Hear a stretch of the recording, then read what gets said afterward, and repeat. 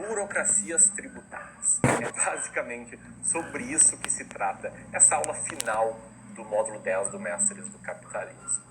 Aqui eu vou te mostrar quais são os principais regimes tributários, vou te mostrar o que é lucro simples, lucro presumido e lucro real, que são as formas que você pode apurar os seus impostos, e falar bastante aí sobre regimes jurídicos e demais pontos mais burocráticos que estão aí permeando a vida do empresário, a vida do empreendedor. Essa é uma aula com bastante teoria e que, embora seja meio chata assim, é muito importante de você conhecer o sistema em que você vive para que você consiga ter uma conversa mais alinhada com profissionais dessa área, com contadores, técnicos contábeis e aí por diante. Um ponto muito importante, tá? Que eu vou repetir ao longo da aula, é para que você entenda que aqui estou te mostrando um panorama geral sobre como funciona essa parte mais burocrática no Brasil. E ela serve mais como um viés informativo. Eu não quero que você tome nenhuma decisão sem antes falar com um profissional do setor. Combinado? Então, dito isso, vou entrar aqui na tela do meu computador e começar o conteúdo dessa aula de encerramento desse módulo. Bom proveito. Tchau, tchau.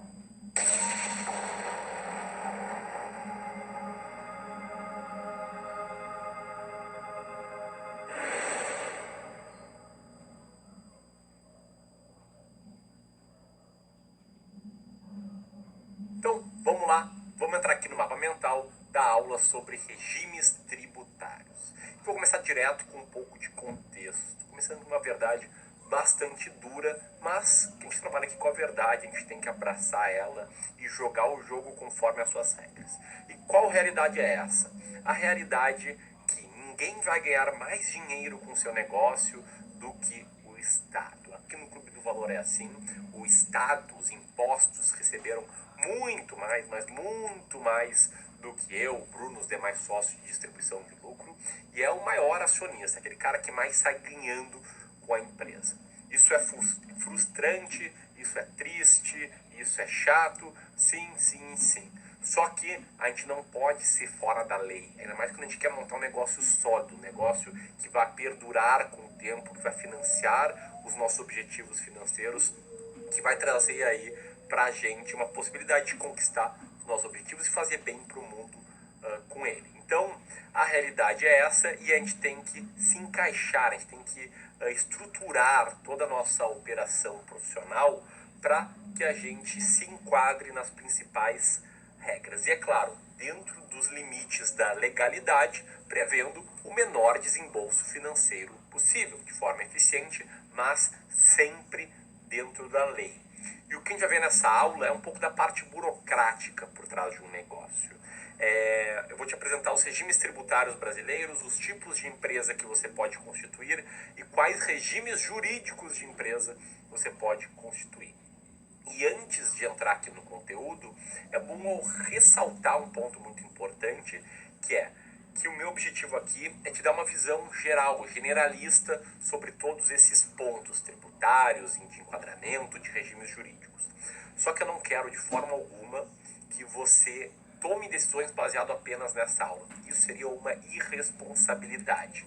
Portanto, na hora de montar uma empresa, na hora de executar um pouco o que você aprendeu aqui, converse antes com um contador devidamente registrado no CRC. Beleza? Combinado? Então, vamos lá. Vamos começar falando sobre regimes tributários. Existem 3 principais regimes tributários, pelo menos antes de uma reforma tributária, que é quando eu gravo essa aula aqui, que são regime simples, regime de lucro presumido e regime de lucro real. Vamos começar pelo simples, que embora assim não seja tão simples, é no relativo, comparando com presumido com real, de fato o sistema mais simples.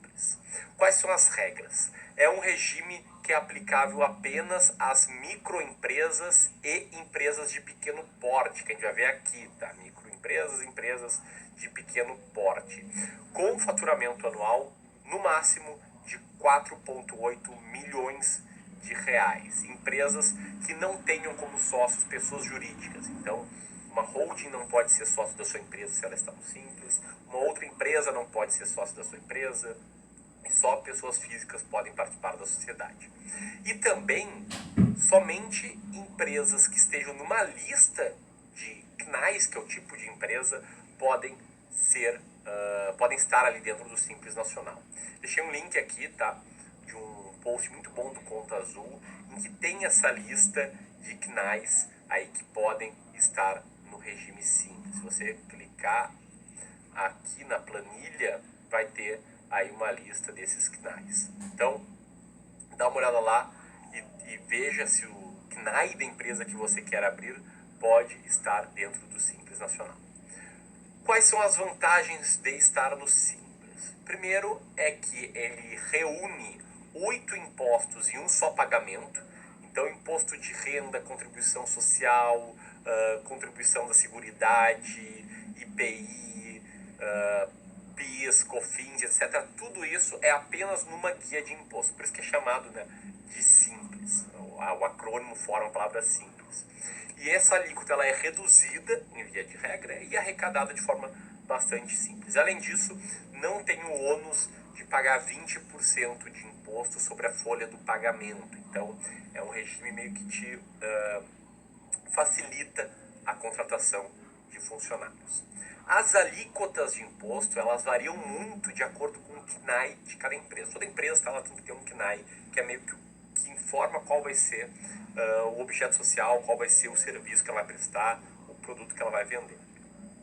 Mas na média, não é menos do que 6,5% da receita, que é uma alíquota bastante baixa realmente, e raramente é mais do que 18% da receita.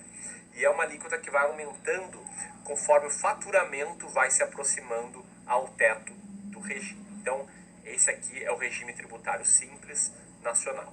Vamos passar agora para o lucro presumido, que tem muita empresa também no lucro presumido. Quais são as regras? A apuração do imposto de renda da pessoa jurídica, da contribuição social sobre o lucro líquido, é feita com base num cálculo pré-fixado pela legislação. Como assim? A legislação presume uma margem de lucro esperado sobre o faturamento da empresa, que vai de 8% para atividades de cunho comercial até 32% para empresa prestadora de serviço. E aqui eu vou deixar um link, tá, com essa lista de qual percentual do faturamento tributado. Então, o que o governo faz? Ela presume que sobre a sua receita, se você for uma empresa de administração de bens, por exemplo, de construção civil ou de serviços em geral, de cada R$1.000 que você fatura, R$320 vai ser a sua margem de lucro líquido. E cobra o imposto de renda e a contribuição social sobre o lucro, que são os impostos que incidem direto no lucro sobre esse valor, sobre esses 32% da sua receita. Ou seja, você pode colocar lá quanto for a sua despesa, que independentemente do seu nível de despesas, na prática, você vai pagar imposto considerando essa alíquota presumida do lucro da empresa. Empresas com faturamento anual até 78 milhões podem estar aqui no lucro presumido. Quais são as vantagens? É uma clareza muito grande sobre o imposto sobre a receita, né? Você consegue fazer uma regrinha para entender qual vai ser a sua alíquota de imposto pago sobre a receita. Então facilita entender qual a sua margem de contribuição. E em relação à outra opção, que seria do lucro real, você apura de forma muito mais simples, porque a Receita Federal não vai estar interessada em quanto está sendo a sua despesa. Você não precisa comprovar maravilhosamente bem quais são as suas despesas, porque elas não vão interferir em nada sobre o imposto pago. Não há aquela necessidade de uma contabilidade impecável, de ter notinha para todas as despesas, de ter alguém muito qualificado dentro da sua empresa. Enfim, você tem que ter um contador, claro, muito competente, mas o imposto vai estar ligado ao faturamento da empresa. E é claro, né, se suas margens forem muito altas, se sua margem for 80%, se for 60%, 50%, mais do que 32%, você naturalmente vai pagar menos imposto. Quais são as alíquotas? Aqui não há aquela simplificação de tudo ter num pagamento apenas. Então você vai pagar imposto de renda, que na média, a partir do momento que você tem um lucro mensal maior do que R$20.000 por mês, vai tender a 25%. Contribuição social sobre o lucro, que é a alíquota de 9%. Esses aqui são sobre o lucro, tá? Eles seria sobre aquela margem. Então, digamos, tá? Você tenha tido um faturamento de R$10.000, presume-se que a margem vai ser 32% e você paga 0,34% sobre esse lucro. No caso seria R$1.000, sobre 10 mil dá mais ou menos quase 11% sobre o faturamento. PIS e COFINS é sobre faturamento, então ali tinha 11%, aqui vai mais 3,65%, vai a quase 15%, 14% mais ou menos. ICMS ou ISS-QN, tá? ICMS é Imposto sobre a Circulação de Mercadorias e Serviços, e ISS-QN é Imposto sobre Serviços de qualquer natureza, depende da sua cidade, então aqui em Porto Alegre é 5%.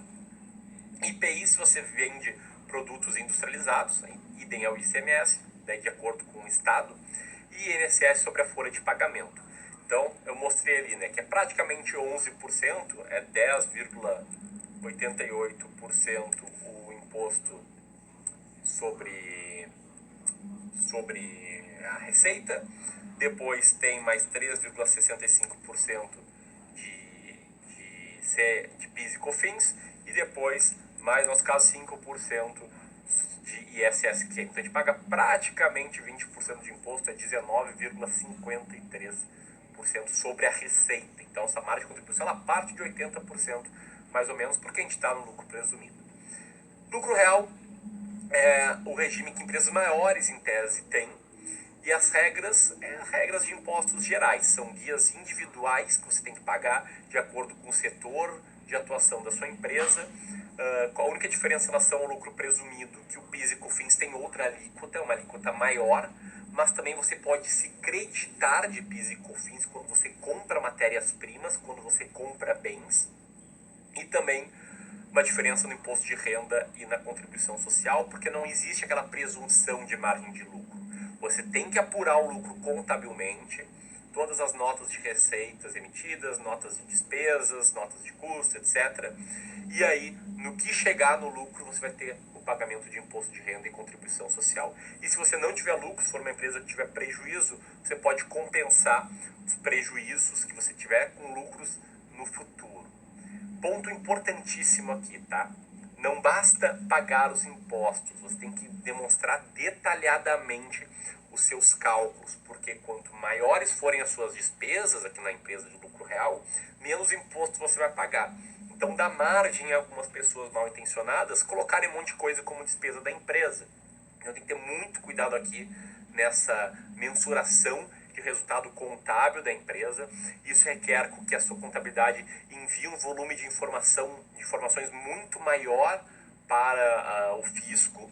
E a minha sugestão aí como mentor empresarial é que você tenha uma boa contabilidade interna, contrate gente muito boa para fazer a contabilidade da sua empresa dentro da sua empresa. Não terceirize isso, ou terceirize para uma empresa que vá colocar alguém dentro da sua própria empresa.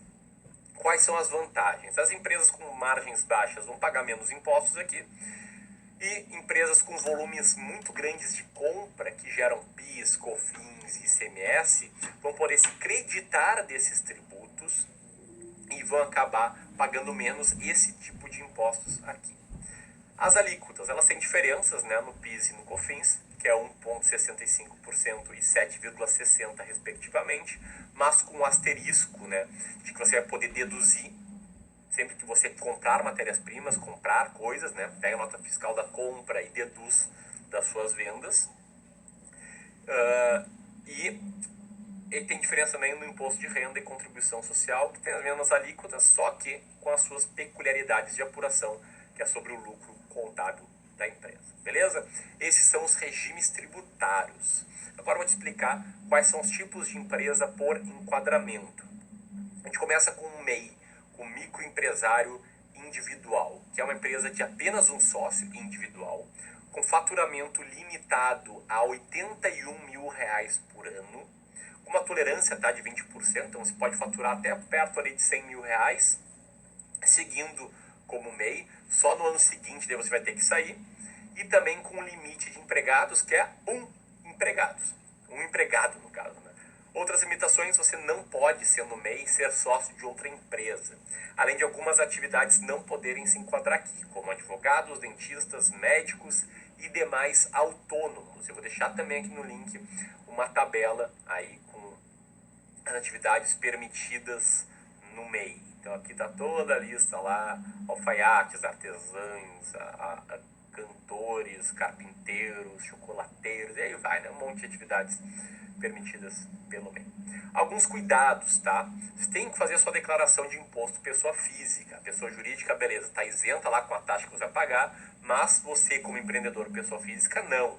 Tem que pagar o seu imposto, por isso é bom aí ter a orientação de um contador, embora o registro seja gratuito, no link do portal do empreendedor, aqui o portal do empreendedor MEI, então você pode se registrar pela internet, mas ainda assim é bom, tá, conversar com um profissional que entenda mesmo da área para te auxiliar, beleza? Nem que seja no primeiro momento, na primeira consulta.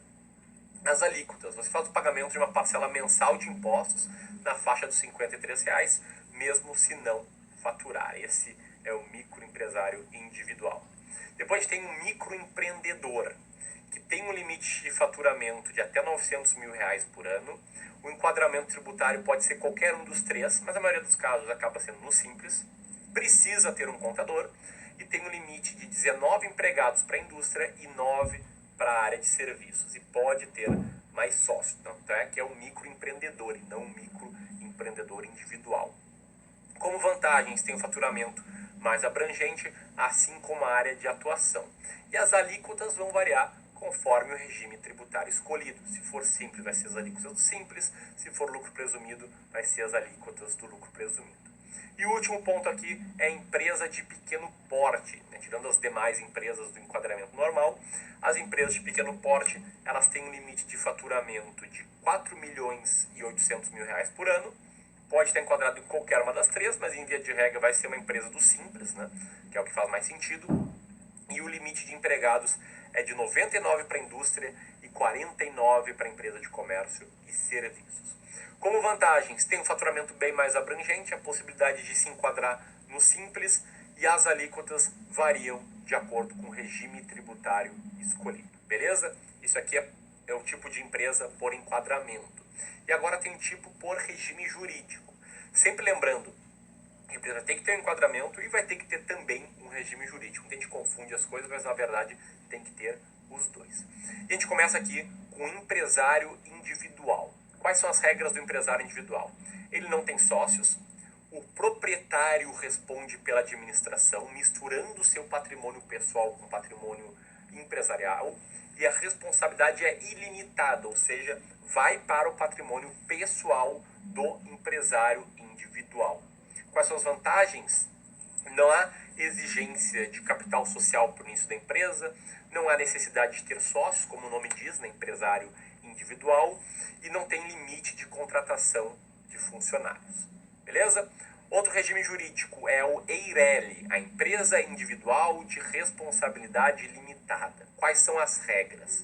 Uma empresa individual, ou seja, não tem sócios, e a responsabilidade está limitada ao patrimônio da empresa, ao capital da empresa. Só que para você montar uma EIRELI, tem que ter um capital social mínimo de 100 salários mínimos, que dá mais ou menos, né, quase R$100.000. Então dá para montar um capital social baixo, não dá para montar um capital social pequeno. Tem que começar com aporte de capital, até porque você vai estar limitando a sua responsabilidade a esse capital da empresa. Como vantagens, tem a separação do patrimônio, mas um custo maior de estruturação. Não é uma vantagem, na verdade é uma desvantagem, uma separação do patrimônio ao custo de um custo maior de estruturação para você. E também, muitas vezes, embora tenha separação do patrimônio, a gente pode ver aí, dependendo do tipo de ação que o empresário eventualmente sofrer, uma mistura aí dos patrimônios pessoais com os da empresa. Para fechar aqui, embora a gente também tenha a sociedade anônima, que eu não vou entrar nos pormenores, porque daí a gente está falando de empresas muito grandes, com capital aberto, né, com ações em bolsa, que não vem ao caso aqui da realidade do que a gente se propõe aqui no Mestres do Capitalismo. A gente tem a sociedade limitada. Quais são as regras? O capital investido pelos sócios define o percentual de participação deles no negócio. Ele tem as contas pessoais dos sócios separadas das contas da empresa e tem que ter pelo menos 2 sócios. A principal vantagem é que não tem limitação do patrimônio mínimo. embora tenham que ter aí 2 sócios dentro da empresa. Beleza? Bom, essa aula é meio chata, né? Qual o takeaway que eu quero chegar aqui? Embora seja chato, o que você viu aqui foi uma rápida apresentação desse complexo panorama tributário brasileiro, com as regras vigentes até outubro de 2019, ali, eu gravei essa aula no final de setembro de 2019. Então, se no futuro tiver uma reforma tributária, ela não está explicada aqui nessa aula no momento que eu gravei ela. Qual foi a minha ideia? Por que eu trouxe essa aula aqui para o curso? Para te apresentar um pouco desse universo de forma bastante simplificada, de forma bastante, de certa forma, né, superficial, mas te municiar de informações importantes para que você consiga avaliar com mais clareza a orientação dos seus contadores, para que você consiga falar a língua deles, para que você não tenha que, ao mesmo tempo em que está conversando com eles, ter que aprender como é que as coisas são feitas. E um ponto importante que eu ressalto aqui mais uma vez é para você consultar outras fontes. O próprio contador, pode ser uma consulta gratuita com o contador, uma consulta de 1 hora, mas a partir do momento que você chega lá sabendo disso aqui, a conversa flui bem melhor. Para você consultar o SEBRAE também, que é o Serviço Brasileiro de Apoio às Micro e Pequenas Empresas, e a Endeavor, que é a Organização de Apoio ao Empreendedorismo e a Empreendedores de Alto Impacto. São outras fontes que podem te ajudar muito nesse complexo panorama tributário. E como eu sei que essa aula é chata, e ela até foi avaliada, né, na turma 1 do mestre como uma aula chata, o que eu trago aqui é para você não se desanimar. Por quê? É complexo? É claro que é complexo. Eu não vou mentir para você. Você viu aqui, ao longo desses aí 20 e poucos minutos, de que é muito material, é muita informação. Agora, é incapacitante? Não, não é incapacitante de forma alguma. É só mais uma pequena barreira que você vai ter que superar como empreendedor. Então, trate isso como um pequeno obstáculo e até como uma barreira de entrada, né? Que vai evitar com que outras pessoas entrem no mercado, que vai evitar com que a concorrência entre aí no mercado. Beleza?